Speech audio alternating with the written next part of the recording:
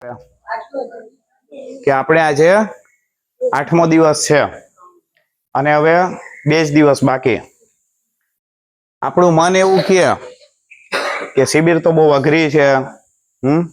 સવારમાં વહેલું ઉઠવાનું, કસરત કરવાની, તો એ કઈ કમ્ફર્ટેબલ નથી, આરામદાયક નથી. શિબિર આરામદાયક છે કોઈના માટે? નથી. એટલે આપણું મન એવું કે હવે શિબિર જલ્દી પૂરી થાય તો સારું. ઉપરથી આપણે મમ્મી પપ્પાને છોડીને એકલા આવેલા છીએ. ઘણા બધા નાના ભાઈઓ છે, જો પેલી વખત જે ઘરની બહાર નીકળેલા છે.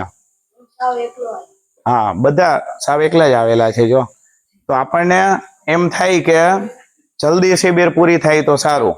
આવું કોણ બોલે? આપણું મન બોલે. પણ બીજી બાજુએ આપણી બુદ્ધિ એવું આપણને કહે કે આપણે શિબિરમાં આવ્યા તો કેટલું બધું નવું શીખ્યા, કેટલું બધું આપણે નવું કરતા થયા કે જે આપણે પેલા એવું વિચારતા કે આવું મારાથી થાય નહીં. આપણા મનમાં ગ્રંથિઓ હોય. શું હોય? ગ્રંથિઓ એટલે ગાંઠ વળી ગઈ હોય. દોરાની અંદર ગૂંચળું થઈ જાય ને ગાંઠ વળી જાય તો પછી એને કાઢવી કેટલી મુશ્કેલ. તો આપણા મનમાં પણ આવી ખોટી ગાંઠ વળી ગઈ છે, ખોટા વિચારોને, કે મારાથી આવું ના થઈ શકે, હું આટલું જ કરી શકું, મને આવું ના જ ગમે. આવી બધી જે ખોટી ગાંઠો વળી ગઈ છે, એવી કેટલી બધી ખોટી ગાંઠો આપણાથી ખુલી ગઈ. જે માનતા કે મારાથી 2 રાઉન્ડ જ દોડાય, એને ખબર પડી કે હું તો 20 રાઉન્ડ પણ દોડી શકું. દોડ્યા ને કેટલા ભાઈઓ તો 104 રાઉન્ડ દોડ્યા. જેને એવું લાગતું કે મારાથી 10 બેઠક ના થાય, એ લોકો 150, 200 બેઠક કરી. હમણાં 2 દિવસ પહેલા કોણે કરેલી સૌથી વધુ? 400, 500 બેઠક કરેલી ને. તો આ બધી આપણા મનની અંદર જે ખોટી ગાંઠો લાગી ગયેલી, એ કાઢવાનું કામ કરીએ છીએ. કોઈને એવું લાગતું કે હું બધાની વચ્ચે બોલી ના શકું, લાગતું ને કે હું ઊભો થઈને બોલી ના શકું, તો આપણે રોજ રાત્રે વક્તવ્યનું ગોઠવ્યું, તો અનાયાસે ધીમે ધીમે આપણે બોલતા શીખ્યા. તો આ બધી ખોટી જે ગાંઠો હતી એ ધીમે ધીમે કરીને આપણે ખોલવાનો પ્રયત્ન કરીએ છીએ. કંઠસ્થીકરણની બીક લાગતી અમુકને કે ભાઈ મારાથી તો શ્લોક પાકા ના થાય, એક શ્લોક કરવામાં મારે 3 દિવસ તો લાગે જ. તો અહીંયા આપણે મધુરાષ્ટકમ ને શ્રી કૃષ્ણાષ્ટકમ ને 4-5 દિવસમાં કંઠસ્થ કરી નાખ્યું. તો આપણું કામ શું છે કે આ જે ખોટી ગાંઠો બધી લાગી ગયેલી છે આપણા મનમાં, એને ધીમે ધીમે ખોલવાનું. તો આપણી બુદ્ધિ આપણને આ વસ્તુ સમજાવે કે મન ભલે આવું કહેતું કે શિબિર અઘરી છે, નથી ગમતું, પણ એના લીધે આપણા મનની અંદર જે આ બધી ખોટી ગાંઠો પડી ગઈ છે, એ ગાંઠો ખુલવા માંડી. હવે આપણે જ્યારે ફરીથી ઘરે જશું તો આપણે બીજા કરતા કંઈક અલગ હશું કે નહીં? તમારા મિત્રો જે હશે એના કરતા તમને લાગશે કે જો હું એના કરતા કંઈક વિશેષ કરી શકું છું. તો આવી નવી આપણી ઉર્જા, એનર્જી લઈને આપણે ઘરે જઈએ. તો આ વસ્તુ આપણને બુદ્ધિ સમજાવે. મન તો એવું કહે કે આ કઈ મજા આવે એવું નથી, સવારમાં વહેલું ઉઠવું પડે. આવી બધી ફરિયાદો કોણ કરે? મન કરે. પણ જ્યારે આપણે બુદ્ધિને પૂછીએ કે ખરેખર શિબિરથી આપણને ફાયદો થયો કે નહીં, તો બુદ્ધિ શું કહે આપણને? આ બધી વસ્તુઓ કહે કે જે ખરેખર સત્ય હકીકત છે અને જે આપણા ફાયદામાં છે. તો આપણે હંમેશા આપણી બુદ્ધિનું સાંભળીએ. આપણે મનનું સાંભળવા વાળા લોકો નથી ને. આપણે કોનું સાંભળીએ? બુદ્ધિનું સાંભળીએ. તો બીજી એક વાત કે આપણે પહેલા જ દિવસે વાત કરેલી. પહેલા જ દિવસે શું વાત કરેલી? આપણે કોણ છીએ, આપણે કેવા બનવાનું છે, આપણા કેવા પૂર્વજોના વારસદારો છીએ. તો આર્યો એટલે શ્રેષ્ઠ. આ વસ્તુ આપણી અંદર ફિટ થઈ જવી જોઈએ. અને આ વસ્તુ બોલવામાં બહુ સહેલી લાગે, સમજવામાં પણ સહેલી લાગે. કેમાં શું? શ્રેષ્ઠ. અને આપણે એમાં બનવાનું. સમજવામાં કંઈ અઘરું છે? પણ જ્યારે આપણે એવું કરવાનો પ્રયત્ન કરીએ ત્યારે આપણને ખબર પડે કે આ કેટલું અઘરું છે. અને એટલા માટે જ કઠોપનિષદનો મંત્ર હતો જે ઉત્તિષ્ઠત જાગ્રત પ્રાપ્ય વરાન નિબોધત ક્ષુરસ્ય ધારા નિશિતા દુરત્યયા દુર્ગમ પથસ્તત કવયો વદંતી. કે મનીષીઓ કે જે લોકોએ દુનિયાને જાણી છે, આવા લોકોએ આ રસ્તાને કેવો કીધો છે? ક્ષુરસ્ય ધારા નિશિતા, કે છરાની ધાર ઉપર ચાલવા જેવો અઘરો રસ્તો છે. અને એનો અનુભવ આપણે બધાએ કર્યો કે પેલા દિવસે આપણો નિશ્ચય કેવો હતો કે અમે આમ કરશું બધું હતું ને. ધીમે ધીમે આપણને મુશ્કેલીઓ આવવા માંડી તો ખબર પડી કે આપણે જે નક્કી કરેલું છે એ કઈ સહેલું નથી. છે સહેલું? કેમ કે જો સહેલું હોત તો બધા કરતા હોત, આખી દુનિયા કરી શકે, પણ અઘરું છે એટલા માટે જ ભગવાને આને આપણા માટે રાખેલું છે. હવે આપણે જ્યારે પૂર્ણાહુતિ તરફ જઈએ છીએ તો આપણે જે કૃતિઓની તૈયારી કરીએ છીએ, માનો કે આપણે જે ગીતમાં રહેલા છીએ, જે નૃત્યમાં છીએ, તો આપણને ખબર પડે કે આ કૃતિઓમાં નાની નાની જે સહેલી લાગે એવી એક્શન પણ આપણને કરવામાં, પરફેક્શન લાવવામાં કેટલી તકલીફ પડે. પણ આ સમયે આપણે શું યાદ રાખવાનું કે આપણે કેવા છીએ? આર્યો છીએ, આપણે શ્રેષ્ઠ છીએ. આપણે કોઈ પણ કામને, કોઈ પણ કૃતિને જેમ તેમ કરી ને મૂકી દેવી, ગમે એમ ગોટો પોટો વાળીને છોડી દેવું, આવી માનસિકતા વાળા લોકો નથી. આપણે કોઈ કાર્ય કર્યું એનો અર્થ કે એ કાર્ય શ્રેષ્ઠ રીતે થયું, આવી એક આપણા મનમાં આપણા વિશેની સમજ હોવી જોઈએ કે હું કોઈ કામ કરું તો એ કામ કેવું થવું જોઈએ? શ્રેષ્ઠ થવું જોઈએ. જેવું તેવું કામ મને ના ચાલે. આવી માનસિકતા જ્યારે આપણી અંદર બને ત્યારે આપણે કોઈ પણ કામ સહેલું હોય, અઘરું હોય, લોકોનું ધ્યાન હોય ના હોય, ગમે તે હોય, પણ એ કામને પછી આપણે શ્રેષ્ઠ રીતે જ કરતા થઈએ. તો આ જે શ્રેષ્ઠતા છે એ આપણો સ્વભાવ બનવો જોઈએ. કોઈએ કીધું છે, કોઈ મારી ઉપર બેસીને કહે છે કે હજુ તારે આમ કરવાનું, અને પછી જ હું કરું શ્રેષ્ઠ રીતે, એ નહીં, પણ મારો સ્વભાવ જ એવો બનવો જોઈએ કે હું કોઈ કામ કરું તો જેમ તેમ નહીં. હું કોઈ કામ કરું તો એમાં લાલિયા વેડા ના હોય. લાલિયા લોકોની જેમ નહીં કે આમ કર્યું ને થોડું કરીને મૂકી દીધું, છોડી દીધું, ગમે એમ કરીને બસ પૂરું કરો ગોટો પોટો વાળીને. એ કામ લાલિયા લોકોનું છે. આપણે આર્યો છીએ, આપણે લાલિયાઓ નથી. છીએ તો આપણે કોઈ કામ કરીએ તો શ્રેષ્ઠ રીતે કરવાનું. અને હવે આપણા માટે ચેલેન્જ છે કે 2 દિવસની અંદર, કેટલા દિવસની વાર છે હવે? 2 દિવસની. અને પરમ દિવસે તો આપણો કાર્યક્રમ છે. તો આપણે જે પણ નૃત્ય કરીએ છીએ તો આપણે જોવાનું, વિચારવાનું કે આ નૃત્યને હું શ્રેષ્ઠ રીતે કરી શકું છું કે નહીં. જો શ્રેષ્ઠ આપણે જાણીએ છીએ બધા કે શ્રેષ્ઠ કોણ છે દુનિયામાં? માત્ર ભગવાન. એ એક જ તત્વ એવું છે કે જે પરફેક્ટ છે, જે સંપૂર્ણ છે, જે શ્રેષ્ઠ છે. આપણે બધા કોણ છીએ? આપણે બધા કોણ છીએ? માણસો. આપણે ભગવાન નથી, ભગવાનનો અંશ છીએ અને ભગવાન જેવા બનવાની ક્ષમતા રાખી શકીએ છીએ. તો એનો અર્થ એ થયો કે આપણે અત્યારે ભલે શ્રેષ્ઠ નથી, પણ ભગવાને આપણી અંદર આ ક્ષમતા મૂકી છે. તો એ ક્ષમતાનો ઉપયોગ કરીને આપણે શ્રેષ્ઠ બનવાનો પ્રયત્ન કરવો. એટલે અત્યારની તારીખમાં, અત્યારના સમયમાં આપણે જે પણ કરીએ, કદાચ આપણે એને એકદમ પરફેક્ટ ના કરી શકીએ, છતાં માણસ તરીકે શ્રેષ્ઠ કાર્ય કર્યું ક્યારે કહેવાય? કે જ્યારે આપણે એને શ્રેષ્ઠ બનાવવાનો પ્રયત્ન કરીએ. કેમ કે આપણા હાથમાં શું છે? પ્રયત્ન કરવો. પરિણામ આપણા હાથમાં નથી. માનો કે આપણે કોઈ નૃત્ય માટે તૈયારી કરીએ છીએ, તો એમાં પ્રયત્ન કરવો, શ્રેષ્ઠ રીતે કરવાનો પ્રયત્ન કરવો, આ આપણા હાથમાં છે. કૃતિ કરતી વખતે એવું બની શકે કે કઈ અકસ્માત થાય, આપણો પગ મચકોડાઈ જાય, આપણે બરાબર કરી પણ ના શકીએ.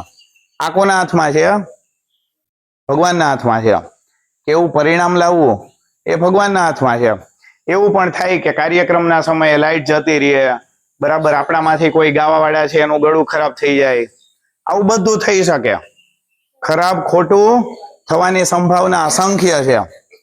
પણ આ બધું ના થવા દેવું અને એના માટેનો પ્રયત્ન કરવો, એ કોના હાથમાં છે? આપણા હાથમાં.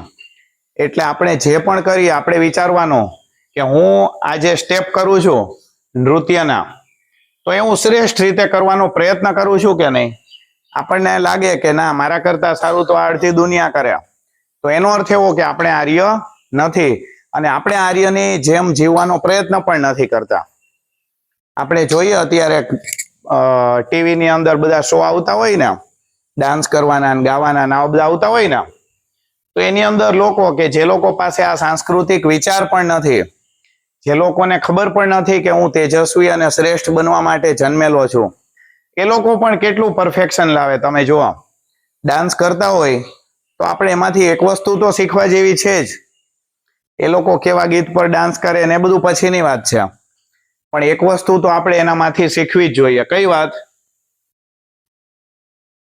વાત એનામાંથી શીખવા જેવી છે? પરફેક્શન. કે એ લોકો આટલી સરસ રીતે, આટલી પરફેક્ટ રીતે કરવા માટે કેટલો અભ્યાસ કરતા હશે. અને અભ્યાસ કોને કહેવાય? અભ્યાસ એટલે શું? પ્રેક્ટિસ. પણ કેવી હોવી જોઈએ? કોને પ્રેક્ટિસ કહેવાય? ખરેખર સાચી પ્રેક્ટિસ અથવા સાચો અભ્યાસ કોને કહેવાય? એના માટેનું એક સૂત્ર છે. બોલો ધૈર્યભાઈ. સૂત્ર કઈ નહીં, બોલો ને એનો અર્થ તમને જે સમજાય. એકદમ ધ્યાન લગાવીને વતપ્રોત થઈને સમજીને આપણે કરીએ ને તો એ સાચી રીતે પ્રેક્ટિસ કરી. બહુ સરસ. એનામાં પૂરેપૂરું નિષ્ઠાથી અને મનથી જે સારી રીતના ખૂબ પ્રયત્ન કરે તેને અભ્યાસ કરીએ. બરાબર. ચિંતનભાઈ? એ અભ્યાસ દીર્ઘકાળ છે, લાંબા સમય સુધી કરે. દીર્ઘકાળ સુધી.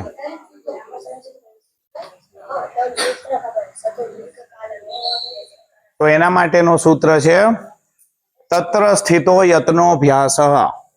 યોગ દર્શન મોટા દીકરાઓએ કર્યું ને કંઠસ્થ, તો યોગ દર્શનમાં એક યોગ સૂત્ર આવે. પતંજલિ ઋષિએ એક સૂત્ર આપેલું છે કે અભ્યાસ કોને કહેવાય?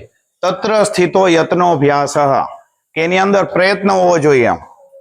અભ્યાસ એને ના કહેવાય કે જેમાં પ્રયત્ન જ ના હોય.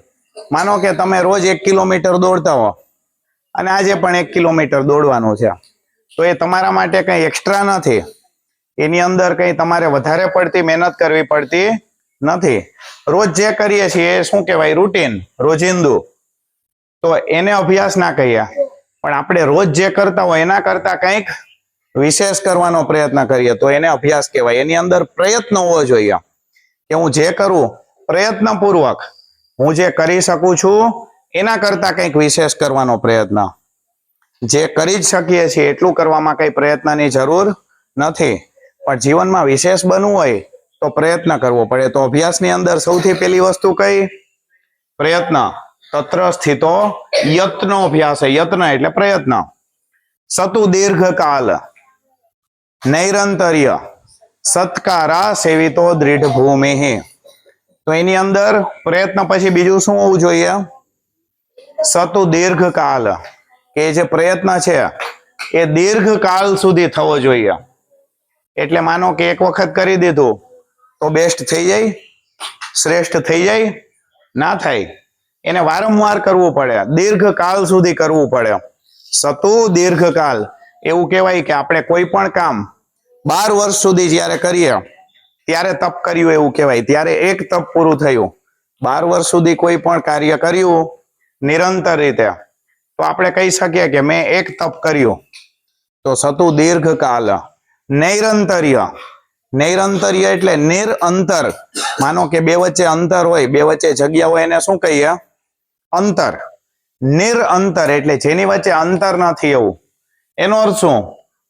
કે આજે માનો કે સૂર્ય નમસ્કાર કર્યા, 2 દિવસ ના કર્યા અને પાછા ત્રીજા દિવસે મૂડ આવી ગયો તો કરી લીધા, તો વચ્ચે 2 દિવસનું અંતર આવી ગયું કે નહીં? તો નિરંતર હોય, નિરંતર, એને જ અભ્યાસ કહેવાય. તો અભ્યાસની અંદર પ્રયત્ન, દીર્ઘકાળ સુધી કરવાની તૈયારી અને નિરંતરતા. સતુ દીર્ઘકાલ નૈરંતર્ય. અને સૌથી છેલ્લી વસ્તુ છે સત્કારાહ. સત્કારાહ એટલે શું? સત્કાર કોને કહીએ? કે કોઈ આપણા ઘરે આવે તો આપણે કહીએ આપણે એનો સત્કાર કર્યો. આવું વાક્ય બનાવીએ કે નહીં? એનો અર્થ શું? કે આપણે એને ઉત્સાહથી કહીએ કે આવો, કહીએ ને પધારો, વેલકમ. એ આવે તો આપણને આનંદ થાય, એને કહેવાય સત્કાર. સારી રીતે કરેલું. તો એ જ રીતે અભ્યાસ એને કહેવાય કે જે ઉત્સાહથી અને સારી રીતે કરેલો હોય. માનો કે આપણે સૂર્ય નમસ્કાર કરવાના હોય અને અહીંથી આપણે કહીએ કે ચલો આજે બધાએ 5 રાઉન્ડ કરવાના છે અને આપણે હવે કરવું પડશે, એમ કરતા કરતા કરીએ તો એને સત્કારપૂર્વક કરેલું ના કહેવાય. થઈ જાય ને, આપણને મનમાં વિચાર આવે ક્યારેક કે ચલો ને કરી નાખો, પણ એવી રીતે કરેલું એ સત્કારપૂર્વક કરેલું નથી, તો એને અભ્યાસ ના કહેવાય. એનાથી આપણો જીવન વિકાસ ના થાય. પણ આપણે વિચારીએ કે મને જે પણ કહેવામાં આવ્યું છે એ મારા જીવન વિકાસ માટે છે, તો મારે એને એવી રીતે કરવું છે કે જેથી કરીને હું એનો પૂરો ફાયદો મેળવી શકું. એનાથી મારું શરીર મજબૂત બને, સ્ટેમિના બને, મારા પ્રાણ વધે, મારું મન મજબૂત બને, મારી બુદ્ધિ પ્રગલ્ભ, વિશાળ અને તીક્ષ્ણ બને. આવી રીતનો વિચાર કરીને આપણે જ્યારે સૂર્ય ઉપાસના કરીએ તો એ આખું એનું પરિણામ અલગ હોય. તો અભ્યાસની અંદર કઈ કઈ વસ્તુ આવી? સૌથી પહેલું શું? સૌથી પહેલું પ્રયત્ન, બીજું દીર્ઘકાલ, ત્રીજું નૈરંતર્ય અને ચોથું સત્કાર. આવી રીતે 4 વસ્તુઓ જેની અંદર હોય એને કહેવાય અભ્યાસ. અને ગીતામાં ભગવાને પણ કીધું છે અભ્યાસેન તુ કૌંતેય વૈરાગ્યેણ ચ ગૃહ્યતે. અને યોગ દર્શનની અંદર મહર્ષિ પતંજલિએ પણ કીધું કે અભ્યાસ વૈરાગ્યાભ્યામ તન નિરોધઃ. એટલે આપણે જે ઉચ્ચ અવસ્થા, ઉચ્ચતમ અવસ્થા પ્રાપ્ત કરવી હોય, શ્રેષ્ઠ અવસ્થા પ્રાપ્ત કરવી હોય, તો આપણામાં અભ્યાસ અને વૈરાગ્ય આ બંને જોઈએ. એમાંથી આજે આપણે અભ્યાસ કોને કહેવાય એની સમજ થોડી મેળવી. તો આપણે પ્રયત્ન કરશું હવેથી. આપણે દિલની અંદર, આપણા હૃદયમાં આ એક વસ્તુ ફિક્સ કરી દેશું કે મારે કંઈ કરવાનું છે તો એ કેવી રીતે કરીશ? શ્રેષ્ઠ રીતે. જે મને ઓળખતો નથી, માનો કે અહીંયા આપણે કાર્યક્રમ કરીએ અને એની અંદર નૃત્ય કરીએ, તો ઘણા બધા લોકો જોવા આવે, એ બધા કંઈ આપણને ઓળખતા ના હોય, પણ આપણી કૃતિ જોઈને કોઈને એવું થવું જોઈએ કે આ જે સાઈડમાં જે ડાબી બાજુએ 3જા નંબરનો માણસ હતો એ કોણ હતો? એ બહુ સરસ રીતે નૃત્ય કરે છે. અથવા ગાવામાં જે પેલો વચ્ચે ભાઈ સફેદ કુર્તાવાળા ભાઈ હતા એનું નામ શું છે? એ આપણને ઓળખતા નથી, પણ આપણી ઓળખાણ એને શેના દ્વારા મળે છે? આપણી કૃતિ દ્વારા. કે ટોળું હોય, ટોળાની અંદર પણ આપણે અલગ ઓળખાઈ જવાનું છે. આપણે ઘેટા બકરા નથી, આપણે સિંહ છીએ. તો આ માનો કે ઘેટા બકરાનું ઝુંડ ફરતું હોય, હરણનું, ને એની અંદર જો એક જ સિંહ હોય તો ઓળખાઈ જાય.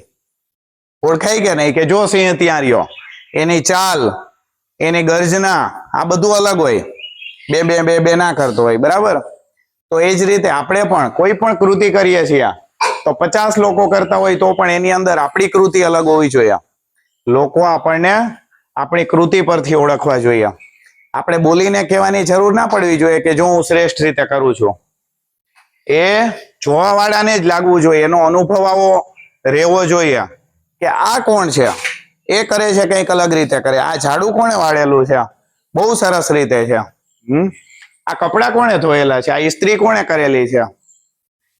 આ લખેલું કોણે છે? આ કોના અક્ષર છે? તો આપણી એક એક કૃતિ એ પરફેક્ટ થવી જોઈએ, સંપૂર્ણ થવી જોઈએ, શ્રેષ્ઠ થવી જોઈએ. અને શ્રેષ્ઠ કરવી એનો અર્થ એવો કે શ્રેષ્ઠ કરવા માટેનો પ્રયત્ન કરવો. આપણે પ્રયત્ન કરશું તો ભગવાન એનું રિઝલ્ટ, એનું પરિણામ આપવાના જ છે. તો આપણે આવો ભગવાનને પ્રયત્ન કરવા માટેનો એક ઉત્સાહ ભગવાન આપે, આવી ક્ષમતા આપે, એના માટે પ્રાર્થના કરીએ. અને ફરીથી આજના આપણા બલોપાસનામાં આપણે આજે લાગી જઈએ. ચલો, અસ્તુ. જય હિન્દ.